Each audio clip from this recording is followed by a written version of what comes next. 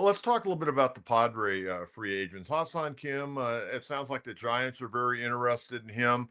Jurickson Profar, uh, the numbers I'm hearing on Profar for me would be a little bit too high to bring him back here. I've heard somewhere in the neighborhood of 12 to $16 million a year. I think that's too much for Profar. I mean, he had a great year, a career year. He won a Silver Slugger, made an All-Star team, did a great job, but he's 32 and the Padres have all these long-term contracts. I don't think you can afford, with the other needs of this ball club, I don't think you can afford to give him 12 to $16 million on a 2 or 3 year contract.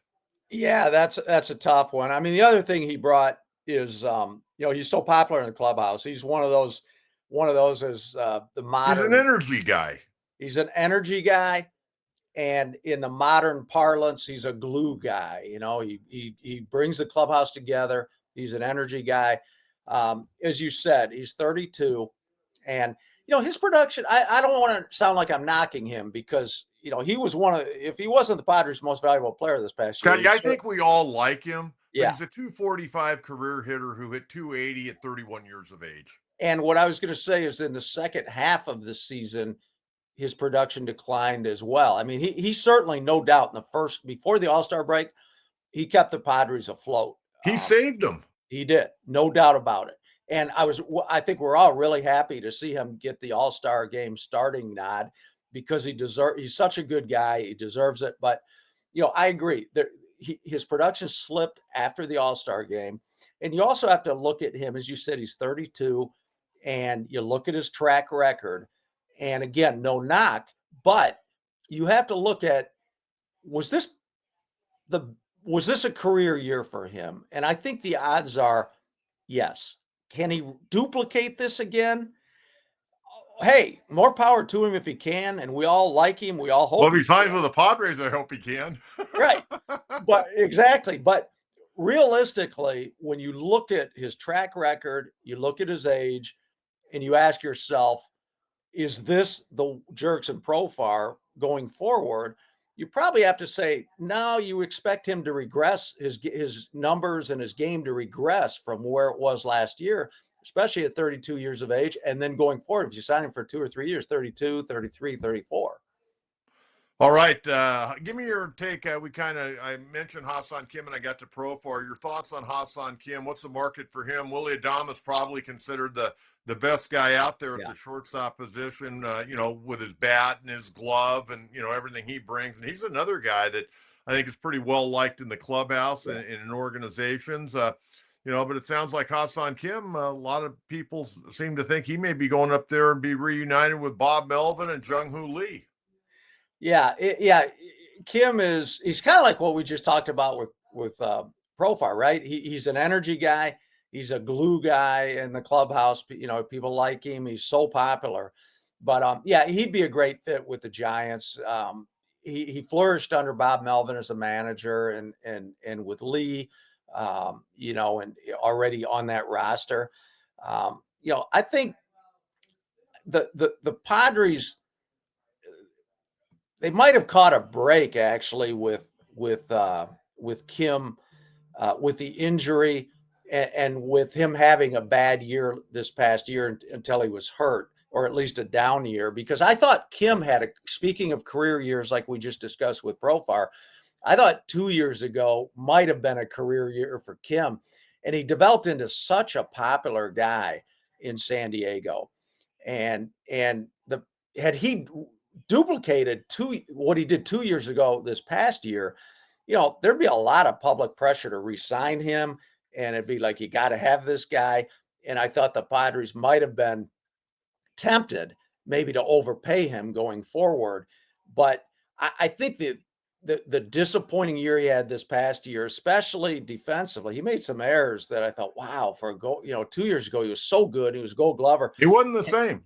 He wasn't. And I wondered, watching him coach, if the impending free agency had gotten into his head a little bit. Like, now he looked to me like he was playing for a contract, like we sometimes see in guys who maybe aren't completely established in the majors and they're heading to their free agent year. And, I thought watching him, even before he got hurt with the season ending injury last year, as we watched him, you're right, he wasn't the same player, and I thought, I would not re-sign this guy at big money, and so I think it's one of those things. Kim and the Padres had a nice time together. I think it was great while it lasted, but I think he'll move on. And you do hear a lot of talk about the Giants. I think that'd be a good spot. Okay, I want to get to the postseason awards here in a minute, but I do want to ask you about two Padre players. I would think Tanner Scott's as good as gone. He played himself into a very nice He did. contract, I think.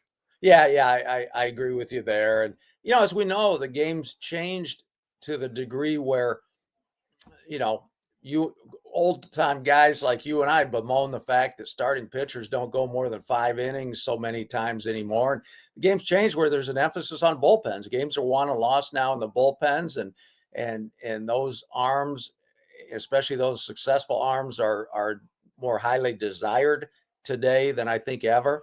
And the way Tanner Scott pitched last year, I think he played himself into a very nice contract, and I would think that he'll get it elsewhere. And Tanner Scott's a good guy. The other guy that I really loved, and I was excited. I don't know why I get excited about backup catchers, okay?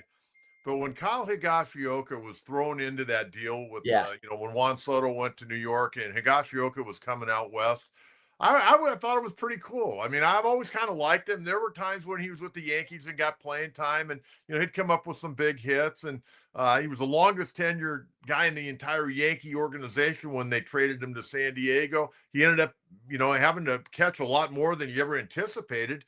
He hit 17 home runs, 7 more than his career high. He had 3 years with the Yankees where he hit 10. 35 years of age, made a little over 2 million last year. And now I'm hearing out on the market, and I'm not buying it, but they're saying he could get a 2-year deal for $15 million. I mean, is he going to get like almost a $5 million raise and get up to 7.5 this year? What's going to happen with Higashioka?